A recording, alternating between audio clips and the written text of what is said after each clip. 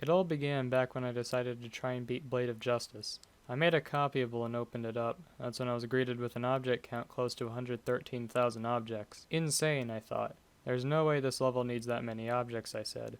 So I decided to prove it to myself by optimizing the ever-loving crap out of it. My goals were simple. 1. Reduce the object count by as much as possible. 2. Do that while keeping the level as visually identical as possible. To start with my optimization journey, I went through and to the best of my ability deleted all objects that aren't visible on screen. That's the easy part. Now for the harder stuff. I began to abuse the absolute hell out of scale hacking. If there were 9 blocks arranged into a square, I could just scale up the middle one by 3 times and delete the outer ones. Of course, I wasn't limited to 3 times scaling either.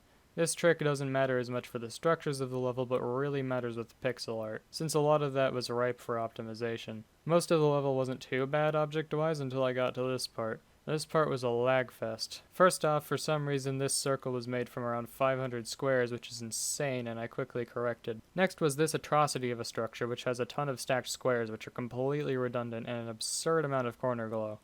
In fact, this level used corner glow a lot when point glow would work just fine. I corrected a lot of these cases. After optimizing those, I came across the most optimized Novel Boy art. I swear, does Nob know how disgusting this is? I traced over it and managed to reduce the object count of the art significantly.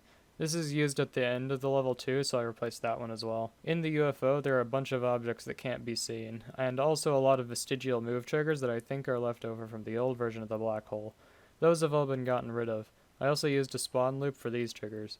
For some reason, all of the glow in this part was made of corner glow when circular glow would work just fine.